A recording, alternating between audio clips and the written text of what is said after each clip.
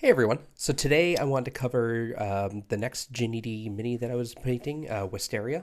She's a gnome wizard, and after giving the resin model a good clean in soap and water, I dove right in and primed it using just a rattle can gray cere from Citadel Color.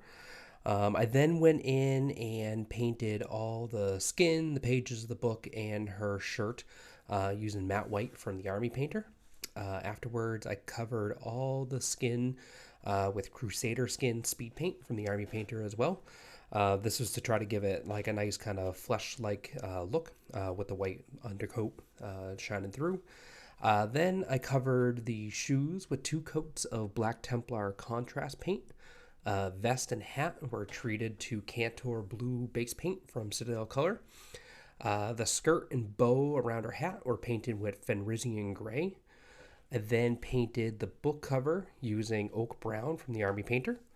The hair, to try to duplicate what Ginny did, I used Doomfire magenta contrast paint from Citadel and then dry brushed it with a little magenta fluorescent from Vallejo.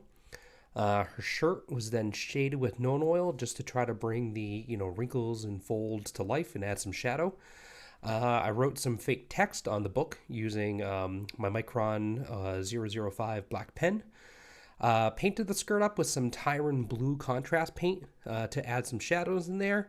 Went a little harder than I wanted it to, so then afterwards I dry brushed a little bit with Stormfang to try to tone it down a little bit. Glasses, to make it look like actual glass, I used Toxic Mist from the Army Painter to try to give it like a little bit of a, reflecting the light from the sky look. Gave everything a nice clear coat, just using Krylon Color Max Flax Crystal Clear. And then for the basing, what I did was I found a small little basket full of random fruits and veggies and then some apples. And basically anything that was round, I painted with some Citadel Color Wazdaka Red, just to try to make it look like a little bit of more of an apple look. And then all the ones that clearly weren't apples made its way down to the bottom. So hopefully it still looks like all apples from the top. Then use the Lexan rod to basically hold her up in the air and make it look like she was sort of jumping over. The intention here was that she's, running through the house, trying to read her book, not paying attention, sees the basket full of apples, and has to leap over it at the last second. So yeah, I think it came out pretty good.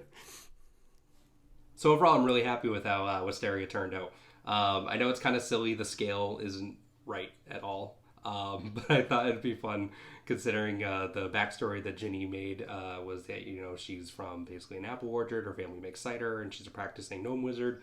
I just thought it'd be kind of fun to do a little basket with some apples. So this was literally like the smallest like basket and apple combination that I could find at was it Michael's, I think we went to, and you could tell it's a couple things all put together. It's more than what was in there. That's why some look different with different shades.